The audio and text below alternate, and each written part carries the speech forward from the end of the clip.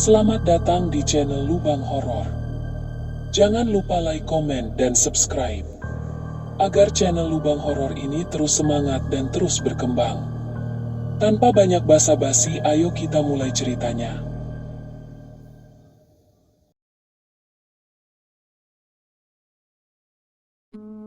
Tak ada yang aneh pada malam itu, setidaknya pada awalnya.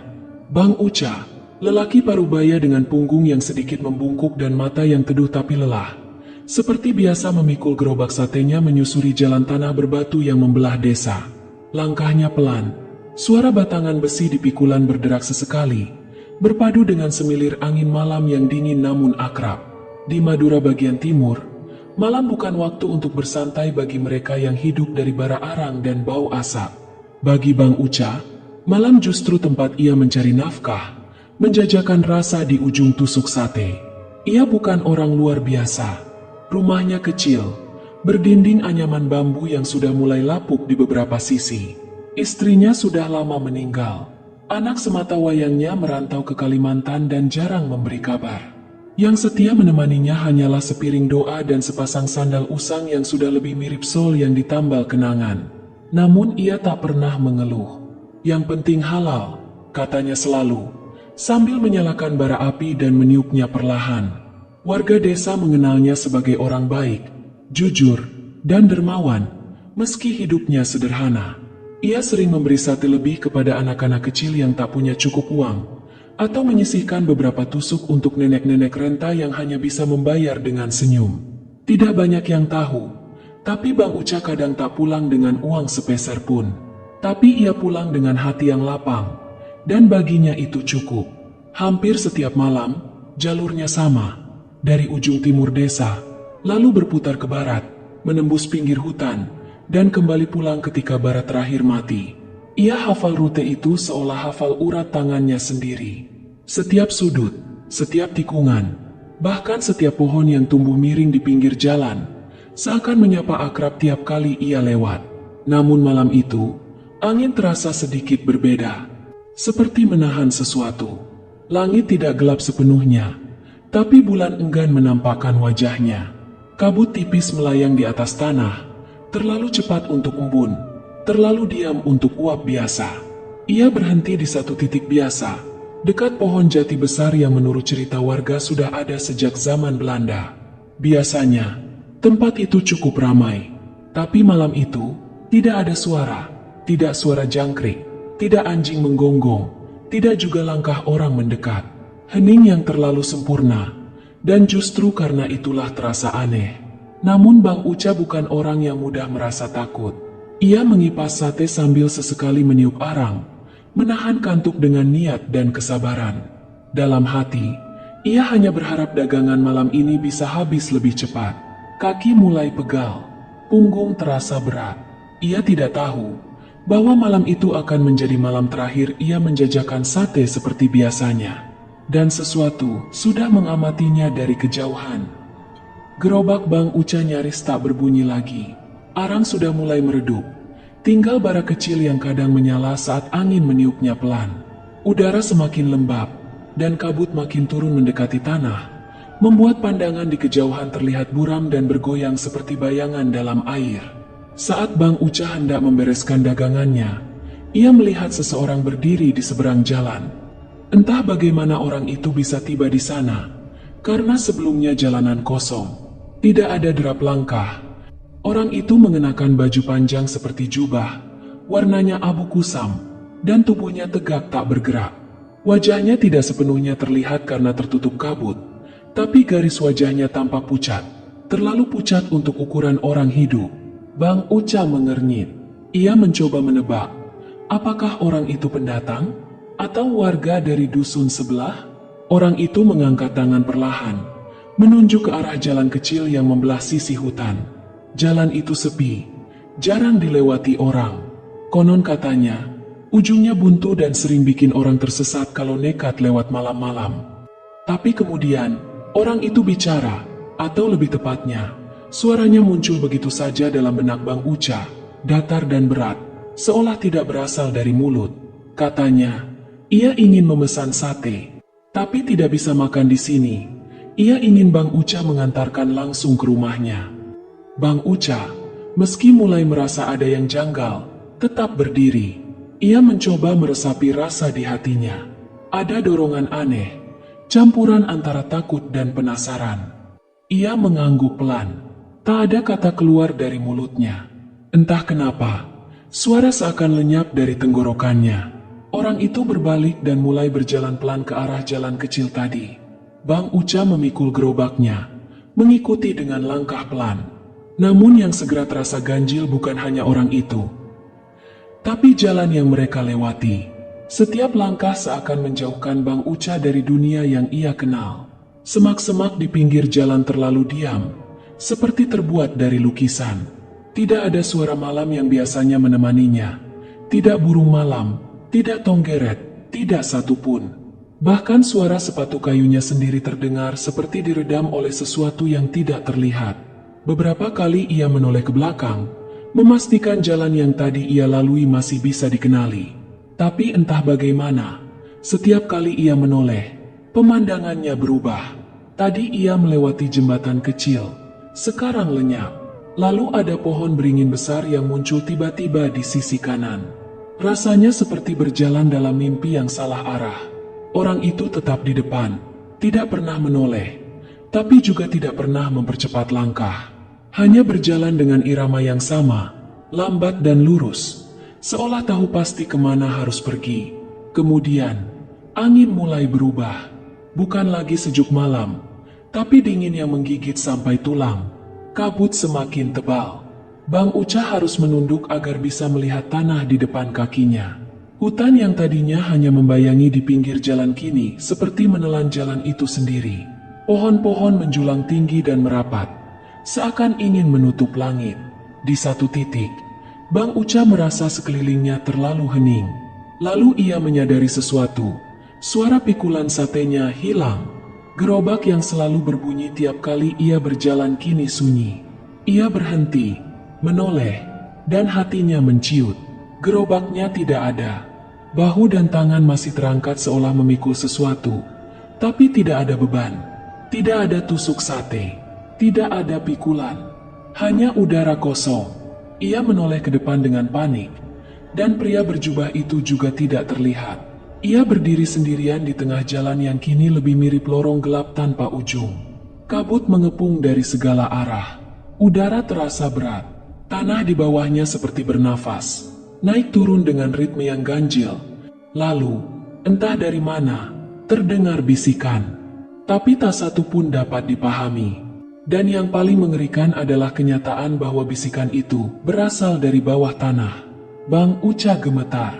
Bukan karena dingin, tapi karena tubuhnya tahu, ia tidak sendirian. Tapi apapun yang bersamanya saat ini, bukan manusia. Dan ia belum tahu bahwa jalan pulang sudah tertutup. Bang Uca berdiri mematung di tengah kabut yang menggumpal seperti asap kemenyan basah. Tangannya masih terangkat, kosong tanpa beban. Namun otot bahunya tetap menegang seperti baru saja menurunkan sesuatu yang berat. Detik demi detik berlalu, namun rasanya seperti jam. Sunyi itu menggema ke dalam kepalanya. Dan dalam sunyi itu, ia mendengar suara napas. Bukan napasnya sendiri. Samar-samar, di kejauhan, terdengar suara seseorang berjalan. Langkahnya lambat, tapi bukan di atas tanah, melainkan seperti menginjak dedaunan kering yang tidak ada. Ia mencoba melihat ke arah suara itu, tapi kabut terlalu pekat. Hanya warna kelabu dan bayangan yang tak bisa dipastikan bentuknya. Lalu, sesuatu bergerak melintasi pandangannya. Cepat, samar, dan tinggi. Ia tidak yakin itu manusia. Dan anehnya, gerakan itu seperti tidak terikat pada tanah. Lebih seperti meluncur, atau melayang rendah. Bang Uca menelan ludah yang terasa pahit. Ia memaksa langkahnya bergerak lagi, pelan dan ragu, mengikuti arah jalan yang kini lebih sempit. Di kiri dan kanannya, pohon-pohon seperti mendekat. Batangnya menjulur seperti tangan yang ingin menyentuh. Daun-daun di atas bergoyang meski angin tak terasa. Suara gemerisik terdengar dari tempat yang terlalu dekat. Seakan ada yang bersembunyi di balik semak-semak. Ia tak lagi tahu waktu. Langit tidak menunjukkan tanda-tanda apakah malam sudah bergeser ke dini hari, atau apakah ia masih berjalan dalam dimensi waktu yang dikenalnya. Semua terasa datar. Dan kemudian, ia sampai di sebuah gerbang. Tapi gerbang ini bukan seperti gapura desa yang biasa ia lihat.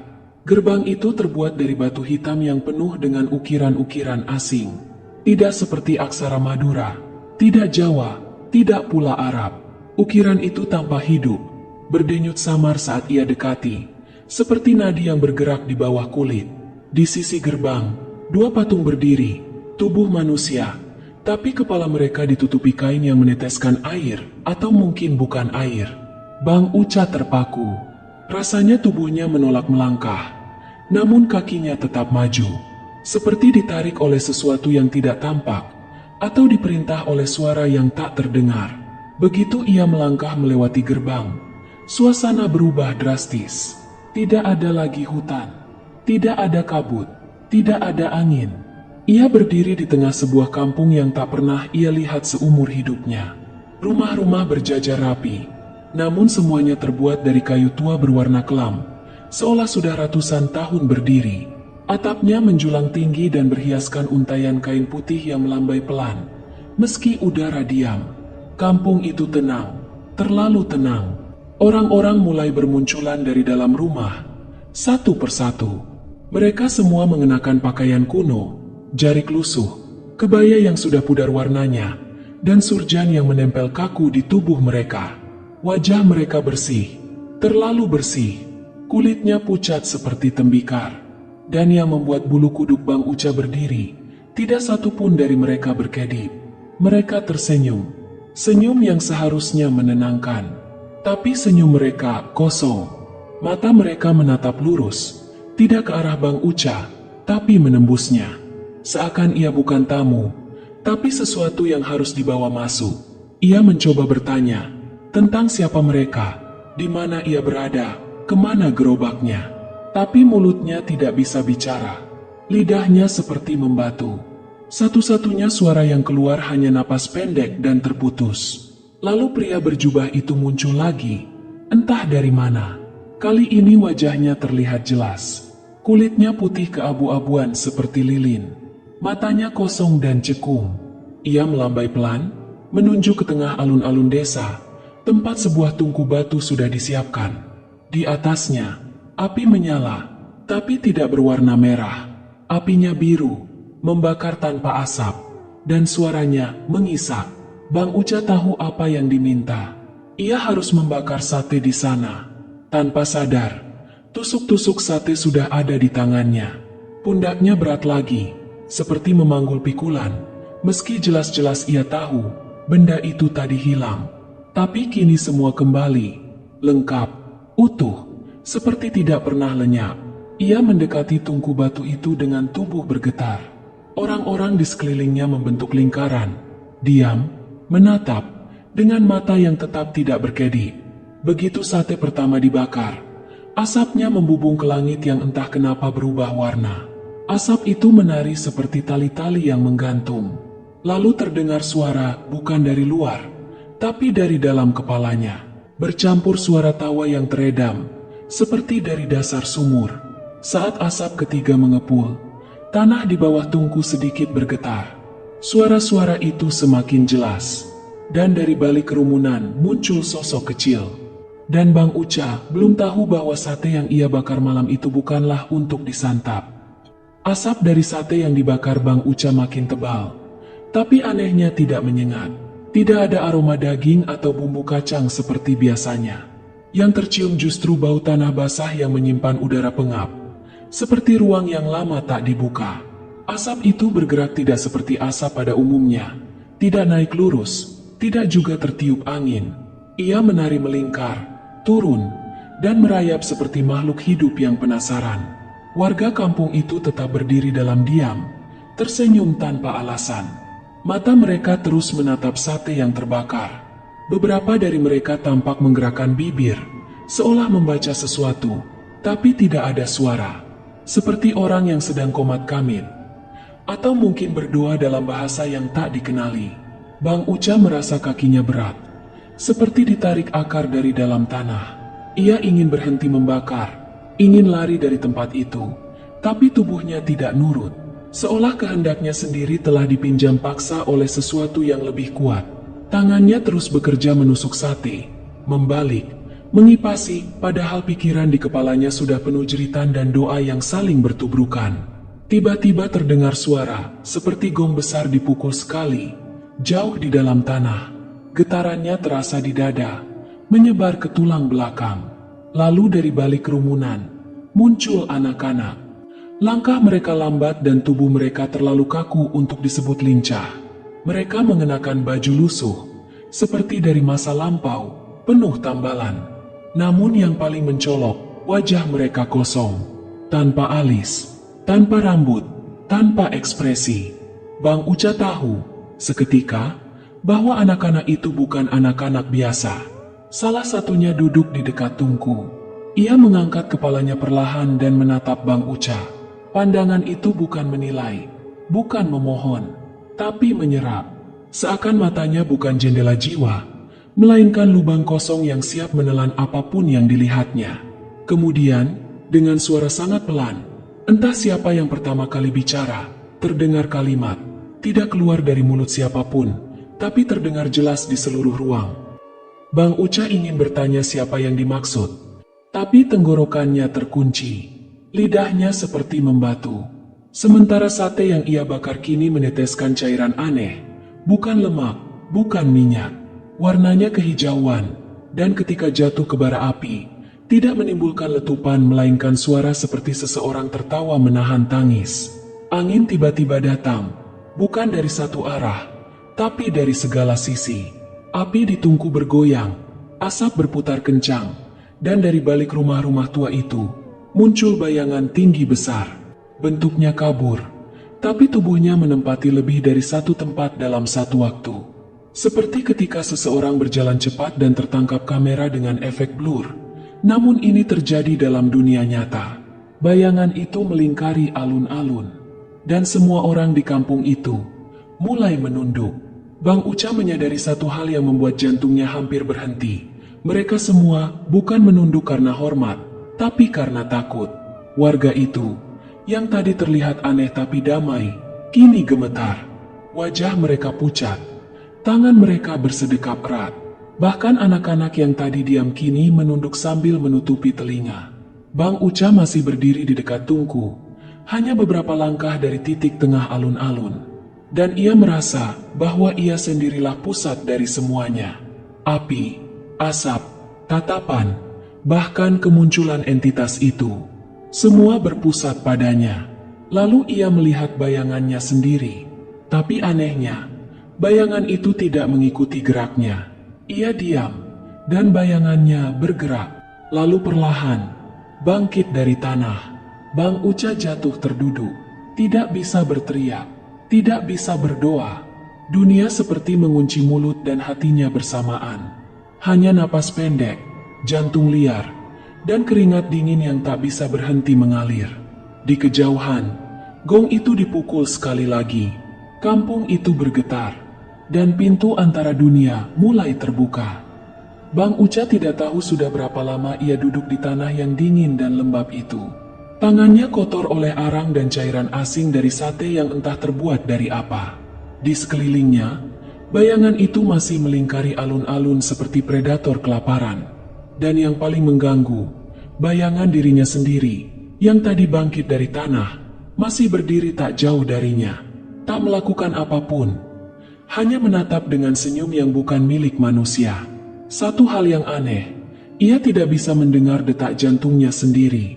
Biasanya kalau ketakutan, jantung berdebar sampai terasa di leher. Tapi kali ini, yang ia dengar hanya suara lirih, seperti seseorang membisikkan sesuatu langsung ke dalam tulangnya.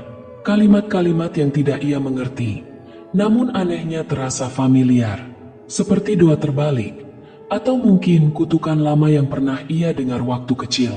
Bayangan itu bergerak mendekat, namun bukan dengan langkah biasa. Ia bergeser seperti refleksi di cermin yang retak, mendekat dengan gerakan tersentak-sentak, dan di setiap langkahnya, udara di sekitar Bang Uca menjadi lebih berat, seperti dinding yang menekan dada perlahan. Lalu, semua suara menghilang. Saat itulah, dalam keheningan absolut itu, ingatannya terlempar jauh ke masa kecilnya, duduk bersila di depan kakeknya yang sedang membakar kemenyan sambil berbisik pelan. Kakeknya dulu seorang dukun kampung, tidak terkenal, tapi orang-orang sering datang diam-diam minta tolong. Suatu malam, Bang Uca kecil terbangun karena suara tangisan. Ia mengintip, melihat kakeknya duduk menghadap cermin dengan baju dibalik, meludah ke tanah lalu menepuk bayangannya sendiri sambil membaca doa. Waktu itu ia tak paham maksudnya, tapi sekarang potongan kenangan itu datang seperti pintu yang terbuka. Dan Bang Uca tahu, ini bukan sekadar petunjuk, ini satu-satunya jalan keluar. Dengan tangan gemetar, ia bangkit perlahan. Tubuhnya terasa berat, bukan karena lelah, tapi karena dilawan. Seperti ada kekuatan tak tampak yang menekan setiap ototnya. Tapi ia paksa.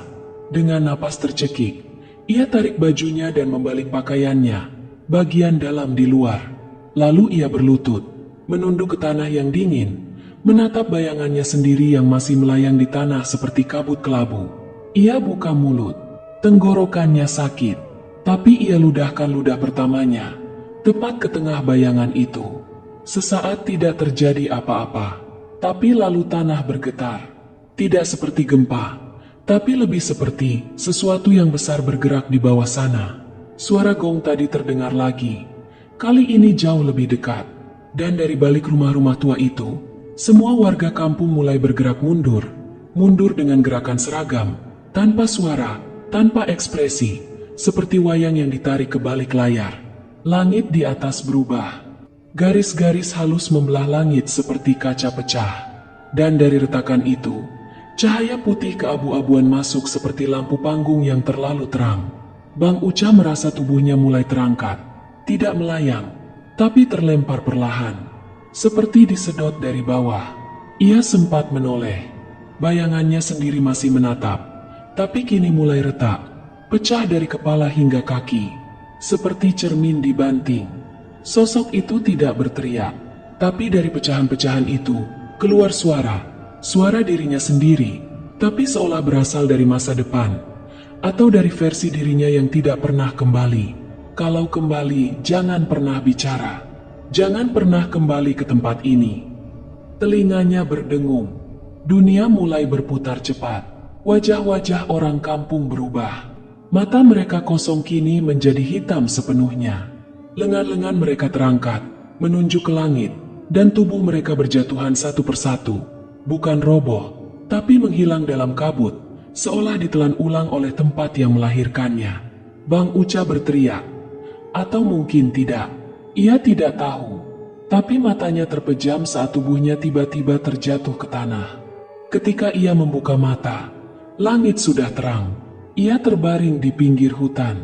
Pakaiannya lusuh, penuh tanah, dan gerobak satenya tergeletak tak jauh, hangus dan kosong.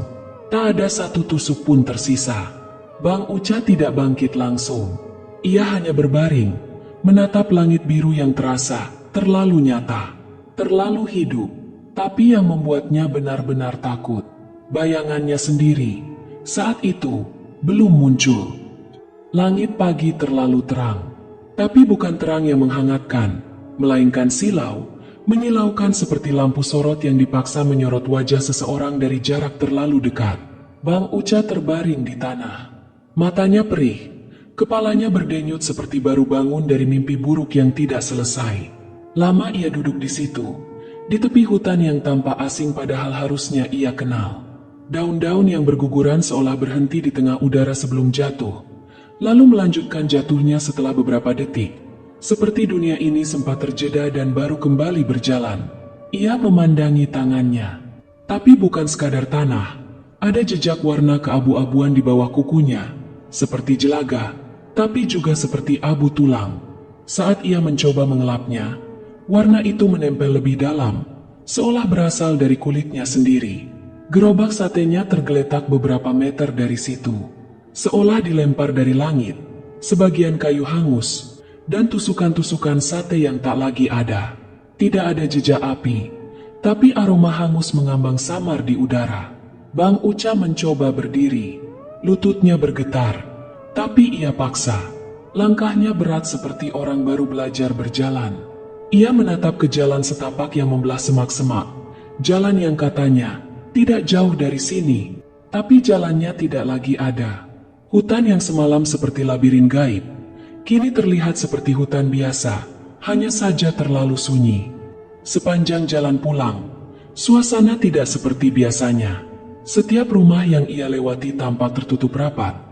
Bang Uca berjalan seperti hantu, dan lebih dari sekali, ia merasa ada yang mengikuti dari kejauhan.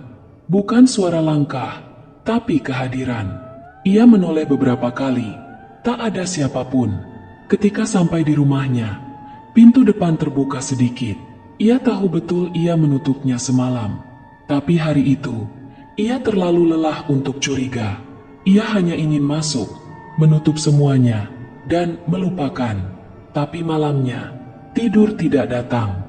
Bukan karena mimpi buruk, karena ia bahkan tidak bisa tidur sama sekali. Setiap kali ia memejamkan mata, ia merasa sedang berdiri lagi di tengah alun-alun asing itu. Suara gong masih membekas di telinga. Suara bayangannya sendiri masih berbisik dari dasar pikirannya. Tapi yang paling membuatnya takut adalah cermin di ruang tamu. Ia sadar bayangannya tidak mengikuti gerakannya dengan tepat. Ia menoleh ke kiri. Bayangannya seolah menoleh sedikit lebih lambat.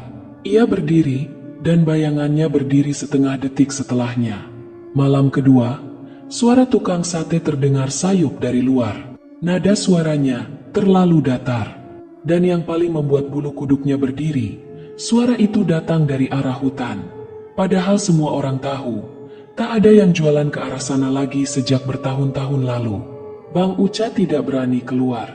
Ia hanya duduk di pojok ruangan, menggenggam sebungkus garam dan sebatang lidi yang dililit kain putih, warisan kecil dari kakeknya dulu.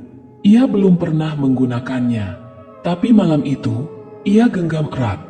Seolah itu satu-satunya batas tipis antara kewarasan dan kegelapan. Malam ketiga, ia mendengar suara pintu terbuka sendiri, dan suara langkah di lantai rumahnya. Hari-hari setelah itu berubah menjadi potongan waktu yang tak jelas. Bang Uca masih terlihat, berjalan di sekitar rumah, menyapu halaman, menyiram tanaman yang tak pernah tumbuh. Tapi tetangga-tetangganya merasa ada yang berbeda. Senyumnya sudah lama hilang. Matanya kosong, seperti seseorang yang tersesat terlalu lama di tempat asing dan belum benar-benar kembali. Ia tak lagi menjual sate. Gerobaknya ia bakar sendiri suatu malam, tanpa alasan, tanpa sepatah kata pun. Orang-orang yang melihatnya hanya berdiri dari kejauhan. Tak ada yang berani bertanya. Api itu menyala tanpa asap. Kayunya hangus, tapi aromanya bukan aroma sate. Kadang, sore hari, Bang Uca hanya duduk di beranda. Pandangannya terpaku ke arah hutan, ke jalan setapak yang membelah kabut di kejauhan. Seolah menanti sesuatu, atau memastikan sesuatu tidak datang kembali. Tapi cerita tidak berhenti di situ. Beberapa warga mulai mengaku mendengar suara yang tak semestinya. Malam-malam tertentu, terutama saat bulan menggantung separuh dan kabut tipis melingkari tanah, suara panggilan, "Sate, sate," terdengar lirih dari arah hutan, tapi tidak seperti suara manusia. Ada yang bilang mereka melihat siluet gerobak lewat di jalan setapak. Padahal Bang Uca sudah tidak pernah ke sana sejak kejadian itu. Bahkan, ada yang bersumpah melihat seseorang membakar sate di tengah ladang kosong. Sosok itu berdiri memunggungi, asap mengepul dari panggangan tua, tapi tidak ada api, dan tusukan satenya bergerak sendiri. Beberapa anak muda iseng mencoba menyusuri hutan, ingin mencari sumber suara itu, hanya untuk kembali dalam keadaan diam, tak bicara sepatah kata pun. Beberapa dari mereka, seminggu kemudian pergi dari desa, tanpa pamit, tanpa pesan. Wajah mereka tampak kehilangan bentuk. Malam-malam Bang Uca semakin aneh. Lampu rumahnya sering menyala sendiri, kursi kayu di teras bergoyang sendiri. Dan di ruang tamu, cermin yang dulunya hanya menampilkan bayangannya kini, kadang menunjukkan sesuatu yang berdiri di belakangnya. Sesuatu yang tampak seperti dirinya. Ia tahu sesuatu ikut pulang bersamanya malam itu. Ia tahu dunia yang ia tinggalkan bukan dunia yang sama ketika ia kembali. Mungkin tidak ada yang benar-benar kembali dari tempat itu. Mungkin yang kembali hanya bungkusnya. Dan malam itu, saat kabut kembali turun, Bang Uca menulis sesuatu di atas tanah dengan lidi yang dibungkus kain putih. Tulisan pendek, seperti peringatan.